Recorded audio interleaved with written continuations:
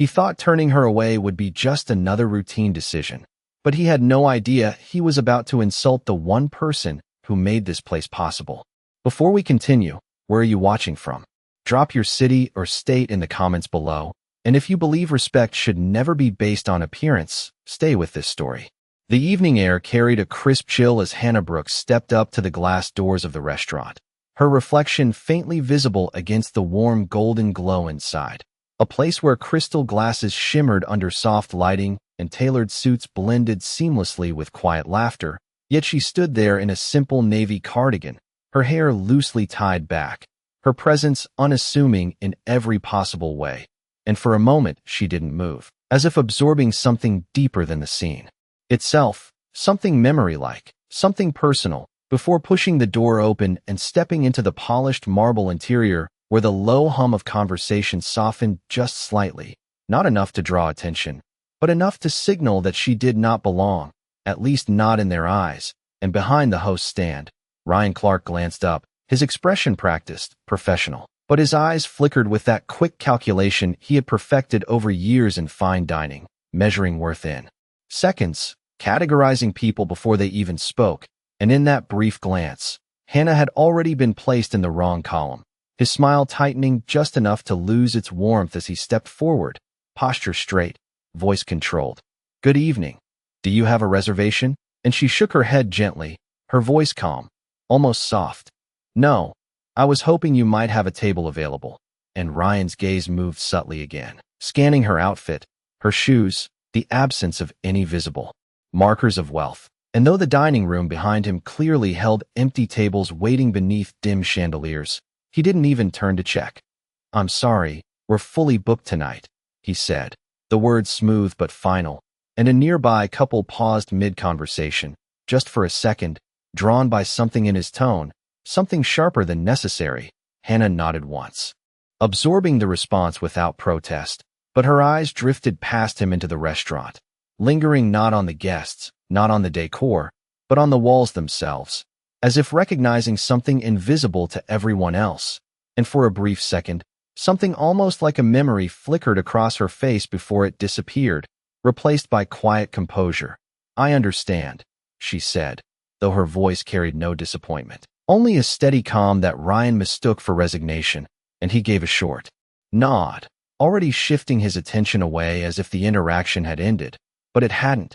Not really, because something unseen had already begun to shift, something slow and inevitable. And as Hannah turned slightly toward the door, the faint sound of a kitchen door swinging open echoed across the room, unnoticed by most, but not by the few who understood that when the chef stepped out during service, it was never without reason. And in that moment, everything was about to change, though no one in the room, especially Ryan Clarke, had any idea yet. And the air seemed to hold its breath just a fraction longer than usual.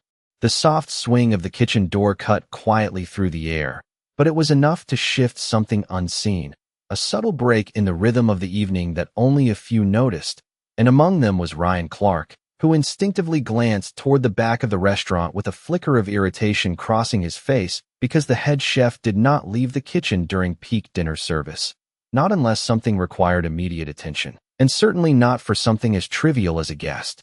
Without a reservation, yet the figure that emerged was unmistakable. Chef Marcus Hale, his white jacket crisp under the amber lights, his presence commanding without effort, the kind of authority that did not need to raise its voice to be felt.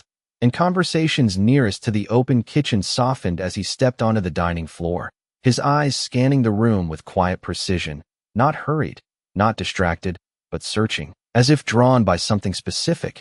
And for a brief moment he paused, his gaze settling toward the entrance where Hannah stood just a few steps from the door, her hand lightly resting against the polished handle as though she had not fully decided whether to leave or stay. And there was a shift in his expression so subtle that most would have missed it, but it was there, a recognition that moved beneath the surface like a ripple across still water. And without hesitation, he began walking forward, each step measured, deliberate, cutting through the space between them as a quiet tension spread across the room, a few guests lowering their voices, others watching openly now, sensing that something unexpected was unfolding. And Ryan felt it too. though he could not yet understand it. His posture stiffening as he turned fully toward the approaching chef, his mind already forming explanations, preparing to justify his decision, because in his world, everything had a rule, a structure, a hierarchy that he controlled, and no one disrupted that order without reason. "Chef," he began, his voice respectful but cautious, stepping slightly forward to intercept. But Marcus did not stop, did not even acknowledge the interruption, his focus remaining fixed on Hannah as he closed the remaining distance. And the room seemed to narrow around that single movement, the quiet clink of silverware fading into the background, replaced by a growing stillness that pressed gently against every table, every conversation, until even the soft music overhead felt distant. And Hannah, who had remained composed through the dismissal, through the quiet judgment, now lifted her eyes to meet his, not surprised, not uncertain, but steady, as if she had been expecting this moment all along. And when Marcus finally stopped in front of her, the difference in energy was unmistakable, the authority he carried shifting into something else entirely, something grounded in respect, in recognition, in a history that no one else in the room could see. And for the first time that evening, it was not Hannah who seemed out of place, but everyone else, including Ryan Clarke, who stood just a few feet away, suddenly aware that whatever he thought he understood about this situation had been incomplete from the very beginning. And as Marcus drew a quiet breath, preparing to speak, the entire room seemed to lean into the silence, waiting for words that would change everything. Marcus Hale did not speak immediately, and that silence carried more weight than any words could have, his eyes holding Hannah's with a quiet intensity that felt almost personal, as if the noise of the restaurant, the presence of every guest, every expectation of formality had simply fallen away, leaving only recognition between them. And then, with a subtle shift in posture, he inclined his head slightly, not as a gesture of authority, but of respect. "You came back," he said, his voice low, but clear enough that those closest could hear, and the words themselves were simple, yet they landed with a quiet gravity that did not belong to a first meeting. And Hannah's lips curved into the faintest smile, not wide, not performative, but genuine. "I was not sure if I should," she replied softly, her tone steady, carrying none of the embarrassment that had been directed at her moments earlier. And Marcus exhaled a breath that almost sounded like relief, a subtle release of tension that had been building beneath the surface. "You should never question that," he said. And then, without hesitation, he turned slightly toward the dining room, his voice lifting just enough to carry across the nearest tables. "We have a table prepared," he added, though it was clear to anyone paying attention that no such arrangement had been made prior, and yet no one questioned him, because in that space, his word defined reality. And Ryan Clarke felt the shift hit him like a realization he could not yet fully grasp, his mind scrambling to reconcile what he was seeing with what he believed he understood, because the woman he had just dismissed without a second thought was now being addressed with a level of respect reserved only for the most important guests.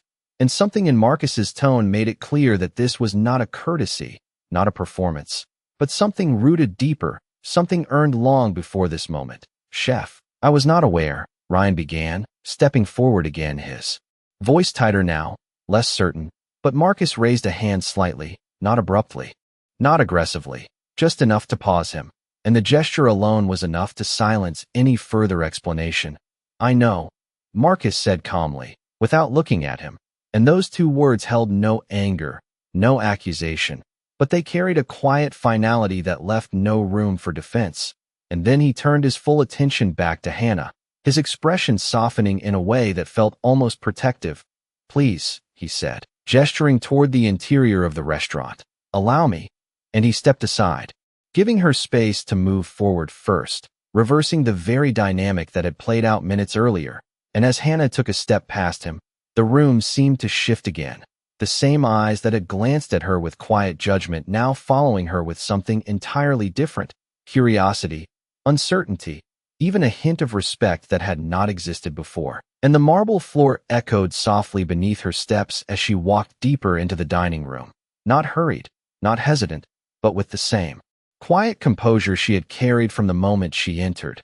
And behind her, Marcus followed, his presence anchoring the moment, while Ryan remained near the host's stand, his earlier confidence dissolving into a stillness that felt unfamiliar, as if the structure he relied on had just been quietly undone, and though no one spoke it aloud, the message had already begun to settle into the room. That something far greater than appearances had just revealed itself, and it was only the beginning of what they were about to understand.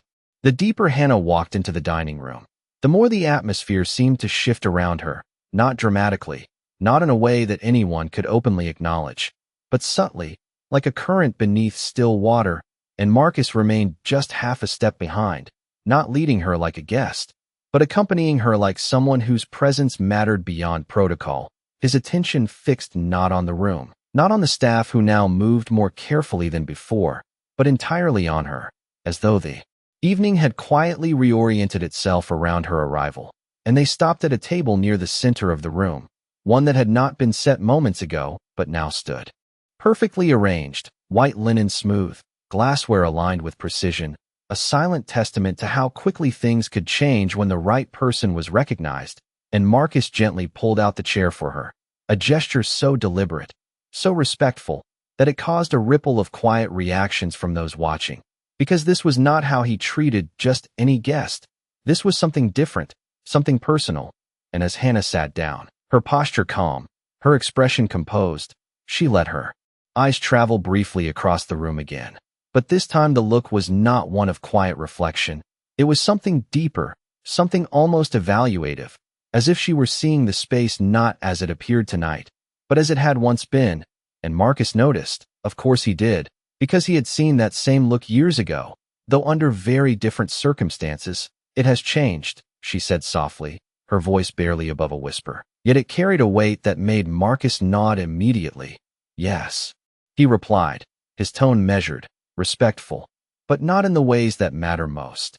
And there was something in that exchange, something layered beneath the simplicity of the words, that hinted at a history no one else in the room could understand. And across the dining area, Ryan Clarke stood frozen behind the host's stand, watching everything unfold with a growing sense of unease. Because the narrative he had constructed in his mind just minutes ago no longer held the certainty that had guided. His decisions now felt fragile, almost misplaced, and he could feel the attention of a few nearby staff members shifting toward him, subtle glances, quick looks away, the kind that did not accuse but questioned, and it unsettled him more than any confrontation could have, because it suggested that he had missed something obvious, something important. And as he watched Marcus speak quietly to Hannah, leaning slightly closer, his tone softened in a way Ryan had never heard before. A realization began to form, slow and uncomfortable, that this was not about a valued guest, not even about status or influence. This was about something far more foundational, something that had existed long before Ryan ever stepped into this restaurant. And back at the table, Marcus straightened, his expression returning to its composed authority, but the respect in his eyes did not fade. I will personally prepare your meal tonight, he said, his voice steady, carrying just enough to reach the surrounding tables, and a quiet murmur moved through the room, because that was not an offer he made lightly, not for anyone, and Hannah met his gaze with a small, almost knowing smile. You always did, she replied. And for a brief second, Marcus allowed himself the faintest hint of a smile in return, a reflection of something shared, something earned, before he turned and walked back toward the kitchen, leaving behind a silence that felt heavier than before, because now everyone understood that what they were witnessing was not an ordinary moment. It was the beginning of a truth revealing itself piece by piece. And the weight of that realization settled differently on each person in the room, but on Ryan Clarke, it pressed the hardest, because deep down, he was starting to realize that the mistake he had made was not just a simple misjudgment. It was something far more costly, something that could not be undone with a polite apology. The moment Marcus disappeared behind the kitchen doors, the energy in the room did not return to normal. It shifted into something tighter, more aware, as if every movement now carried weight, every glance held meaning, and Hannah sat quietly at the table, her hands resting lightly against the edge, her posture composed in a way that did not seek attention yet somehow commanded it. While servers who had passed her minutes earlier without a second thought now approached with a different kind of care, their voices softer, their gestures more deliberate, placing a glass of water before her with both hands as if handling something of value. And she acknowledged each of them with a simple nod, not indulgent, not distant, but grounded, as though she had always understood how these moments unfolded. And across the room, Ryan Clarke could no longer remain still, the uncertainty pressing against him until it demanded action. And he stepped away from the host stand, adjusting his jacket with a precision that now felt more like a shield than a habit, his mind racing through possibilities, trying to reconstruct what he had missed, because the truth was becoming impossible to ignore. This was not a coincidence, not an overreaction from the chef. This was something deliberate, something rooted in a past he had never questioned. And as he approached the table, each step felt heavier than the last, not because of fear, but because of realization, the kind that arrives quietly and refuses to leave. And when he reached her, he paused just long enough to gather his composure, forcing his voice into a calm he did not feel. "Ms. Brooks," he began, choosing her name carefully now, as if saying it correctly might repair something already broken. "I would like to apologize for the misunderstanding earlier." And the word misunderstanding hung awkwardly in the air, too small, too insufficient for what had taken place. But Hannah did not react immediately. She let the silence stretch just a fraction longer than expected, her eyes lifting slowly to meet his, steady, clear. And in that moment Ryan felt something shift again, not in the room this time, but within himself, because the confidence he had relied on moments ago no longer had a place to stand. "There was no misunderstanding," she said quietly, her tone even, not accusatory, not sharp, but unmistakably direct. And the simplicity of her words left no room for interpretation, no space to hide behind formality. And Ryan felt the weight of them settle in, heavier than any reprimand could have been, because she had not raised her voice, she had not demanded anything, she had simply stated the truth as it was, and that made it impossible to deflect. "I made an assumption," he admitted after a brief pause, the words coming slower now, less practiced, more real. And for the first time that evening, there was no performance in his voice, only recognition. And Hannah studied him for a moment, not harshly, not dismissively, but with a quiet clarity that seemed to see beyond the surface. "Yes," she replied, and there was no anger in it, only confirmation, and that single word carried more weight than a lecture ever could, because it reflected back exactly what had happened without exaggeration or judgment. And Ryan swallowed slightly, the realization settling deeper, that the mistake he had made was not about a table, not about a reservation, but about something far more fundamental, something that could not be corrected with polite language or professional tone. And before he could continue, the kitchen doors opened again, and this time the arrival carried something different. Not just presence, but purpose, as Marcus Hale stepped out once more, holding a single plate with careful precision, and the room fell into silence again, not out of curiosity now, but out of understanding, because whatever came next would not just explain what had happened, it would define it. Marcus Hale moved through the dining room with deliberate calm, the single plate in his hands held with the same care as something irreplaceable. And as he approached the table, every nearby conversation faded into a hush that no one consciously chose. It simply happened, as though the room understood that this moment carried more than just service. And Ryan Clarke stepped slightly aside without being asked, his earlier authority now replaced by a quiet awareness that he was no longer in control of what was unfolding. And Marcus reached the table, lowering the plate gently in front of Hannah, the porcelain settling against the linen with a soft, precise sound. And for a brief second he did not speak, allowing the silence to settle fully before he met her eyes again. "I kept this on the menu," he said, his voice steady. But there was something beneath it, something that carried history, even when everyone told me it did not belong anymore.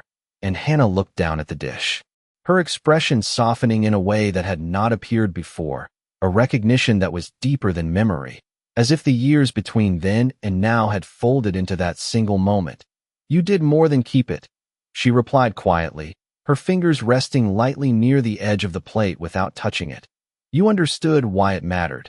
And Marcus inclined his head slightly, acknowledging the truth in her words. And then, for the first time since stepping out of the kitchen, he allowed his voice to carry just enough for others to hear, not loudly, not performatively, But clearly, this restaurant exists because of her, he said, and the statement landed with a stillness that rippled outward, table by table, until even those at the far end of the room felt it, and Ryan Clarke felt the words more than he heard them. The realization striking with a clarity that left no room for doubt, because in that instant everything aligned. The respect, the recognition, the quiet authority in Marcus's actions, all of it pointed to a truth he had completely overlooked, and Marcus continued, his gaze steady. Years ago, when we were about to close, when the doors were days away from never opening again, she stepped in, not for recognition, not for ownership, but because she believed this place deserved to exist. And a subtle shift moved through the room, not just surprise, but something deeper, a reevaluation unfolding in real time. And Hannah remained seated, her composure unchanged, as if the story being told was not something she needed to claim, but something that simply was. And Marcus glanced briefly around the room before returning his attention to her. Most people here will never know that, he added. And that was always her intention. And the weight of those words settled heavier than anything before, because it revealed not just what she had done, but who she was, someone who had never needed the recognition that others chased.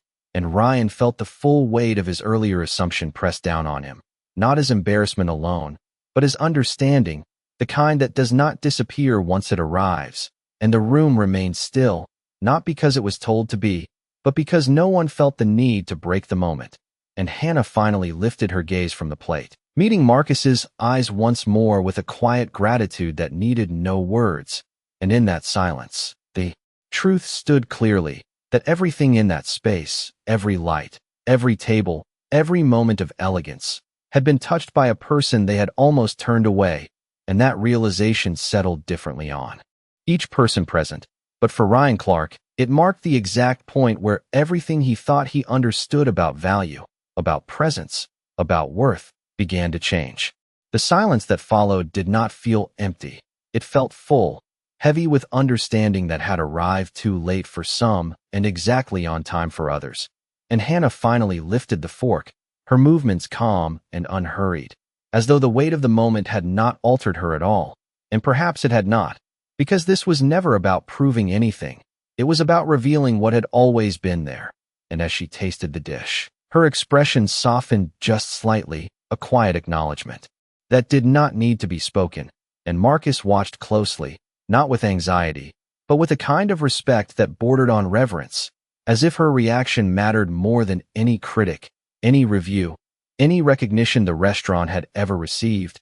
And after a brief pause, she gave a small nod, almost imperceptible, yet it carried meaning far beyond its size. And Marcus allowed himself a subtle exhale, the tension in his shoulders easing just enough to show that her approval still held weight, even after all these years. And across the room, the guests who had once returned to their conversations now remained aware, their voices lower, their glances more frequent, because something fundamental had shifted, not just in how they saw Hannah, but in how they saw the space around them, the plates before them, the service they had taken for granted. And Ryan Clarke stood where he had been, but everything about his presence had changed, his posture less rigid, his expression no longer controlled, but thoughtful, as if he were replaying the earlier moments again and again, searching for the exact point where his judgment had formed, where it could have been stopped, where he could have chosen differently. And the answer, though simple, was not easy to accept, because it meant acknowledging that the mistake had not come from lack of information, but from assumption. And that realization carried a quiet weight that settled deeper with each passing second. And after a moment, he stepped forward once more, but this time his approach was slower, more measured, not driven by urgency, but by intention. And when he reached the table again, he did not stand over her. He remained at a respectful distance, his voice softer than before. "Ms. Brooks," he said. And this time there was no hesitation in the way he addressed her. "I cannot undo what happened earlier, but I want to say clearly that it should not have happened." And the words were simple, but they were no longer rehearsed, no longer framed to protect himself. They were direct, grounded in understanding rather than obligation. And Hannah looked up at him again, her expression unchanged, calm, steady. And for a moment she did not respond, allowing the silence to exist just long enough to give his words weight. And then she spoke, her tone even. "What matters is whether you understand why it happened." And the question was not sharp, not accusatory, but it was precise, cutting through everything unnecessary. And Ryan nodded slowly, the answer already forming within him before he spoke it aloud. "Because I decided who you were before you said a word," he admitted, and there was no defense in it, no attempt to soften it, just truth. And Hannah held his gaze for a second longer, as if measuring the sincerity behind his words, and then she gave a slight nod, not as approval, but as acknowledgement, and that was enough, because in that moment, the shift was complete, not in the room, not in the perception of the guests, but within him. And as Ryan stepped back, the weight he carried was different now, not the pressure of being wrong, but the responsibility of knowing better. And the room, though it gradually returned to its rhythm, never fully returned to what it had been before, because something had been revealed that could not be unseen, and the quiet truth of it lingered in every corner, in every glance, in every unspoken thought. That value had nothing to do with appearance, and that sometimes the most important person in the room is the one no one thinks to notice. The evening continued, but it no longer felt like an ordinary service. The rhythm of the restaurant had shifted into something more aware, more deliberate, as if every detail now carried meaning that had not existed before. And Hannah remained at her table, moving through her meal with the same quiet composure, each bite unhurried, each gesture precise, while Marcus ensured that every course that followed was handled personally, stepping out from the kitchen more than once, not for display, not for attention, but with a consistency that spoke louder than any explanation. And the staff adapted quickly, their movements sharper, their focus heightened, because in spaces like this, awareness traveled fast, and respect followed even faster. And across the room, conversations resumed, but they were softer now, threaded with glances that returned again and again to the center table, where the woman who had nearly been turned away now sat as the quiet axis of the entire space. And Ryan Clarke had not returned to his post behind the host's stand. Instead, he moved through the room with a different kind of attention, observing not just the guests, but the details he had once overlooked, the small signals that revealed far more than appearances ever could. And as he passed a table near the window, he paused briefly, noticing a couple dressed simply, their conversation warm, their presence easy, and for a moment he recognized the pattern, the same one he had failed to see before, and he adjusted his approach instinctively, greeting them with the same level of respect he would offer anyone else, without calculation, without assumption. And it felt different, not forced, not rehearsed, but grounded, as if something within him had quietly realigned. And back at the center of the room, Hannah set her fork down gently, her meal nearly finished, and Marcus approached once more, his presence steady, his expression composed, but there was a subtle anticipation in his eyes. "I was not sure if you would ever come back," he admitted, his voice low, meant only for her. And Hannah looked up at him, her expression thoughtful. "I was not sure either," she replied, and there was honesty in it, not guarded, not distant, just real. And Marcus nodded, accepting that truth without resistance, because he understood what it meant, not just for her, but for everything this place represented. "It has changed," she added after a moment, her gaze drifting briefly across the room again. "But it is still yours." And Marcus shook his head slightly, a faint smile touching his expression. "No," he said, "it never was." And the simplicity of that exchange carried a quiet depth that needed no further explanation. And as he stepped back, allowing her space once more, the room seemed to settle into a new equilibrium, one shaped not by status or presentation, but by something far more enduring. And when Hannah finally rose from her seat, there was no rush, no spectacle, just a calm, deliberate movement that drew attention without demanding it. And the nearby tables fell quiet again, not out of curiosity this time, but out of recognition, because they understood now, in a way they had not before, that they were witnessing something rare, not wealth, not power, but quiet influence, the kind that never needs to announce itself. And as she prepared to leave, the weight of the evening lingered in the air, not as tension, but as understanding, the kind that stays long after the moment has passed. and changes how everything is seen from that point forward. Hannah paused near the entrance before stepping out, her hand resting lightly against the same glass door she had almost been asked to leave through, and for a brief moment she turned back, her gaze moving across the dining room one last time, not to seek attention, not to measure reactions, but as if closing a quiet chapter that had remained unfinished for years. And Marcus stood a few steps behind her, his posture composed yet still, as though he understood that this moment did not belong to him to interrupt, while Ryan Clarke remained near the center of the room, not hidden behind the host's stand anymore, not shielded by position or routine, but present, fully aware of what had unfolded and what it meant. And as Hannah met his eyes one final time, there was no tension left, no lingering discomfort, only a calm clarity that needed no words, and she gave a slight nod, not as forgiveness, not as approval, but as acknowledgement of understanding, and Ryan returned it, slower, more deliberate, because he knew that what mattered now was not what had happened, but what would change because of it. And with that, Hannah turned and stepped through the door, the cool evening air meeting her as she disappeared into the quiet street beyond, and for a second the restaurant remained suspended in silence, as if the space itself needed to adjust to her absence, before the gentle rhythm of the evening began to return, though it was no longer the same, because something had shifted beneath the surface, something that would remain long after the lights dimmed and the last table was cleared. And Marcus exhaled softly, his gaze lingering toward the entrance before he turned back toward the kitchen, his expression thoughtful, grounded, as if reaffirming something he had always known but had just seen reflected back with renewed clarity. And Ryan slowly made his way back toward the host's stand, but his steps were different now, not automatic, not driven by habit, but intentional, each movement carrying a quiet awareness that had not been there before. And as the next guest approached, he did not glance at their clothes first, did not measure their worth in seconds. He simply met their eyes, offered a genuine welcome, and listened, really listened, because the lesson had settled deeply, not as a moment of embarrassment, but as a permanent shift in perspective. And around the room, the staff moved with a similar change, subtle but present, a shared understanding that respect was not something to be assigned based on appearance, but something to be given freely, without condition.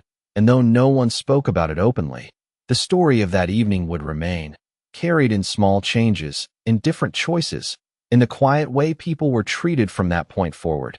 And somewhere beyond the glass doors, Hannah walked into the night exactly as she had arrived, simple, unassuming, unchanged by the attention, because she had never needed it to begin with. And inside, beneath the soft lights and polished surfaces, the truth lingered in the air, steady and undeniable, that the most powerful presence is often the one that asks for nothing.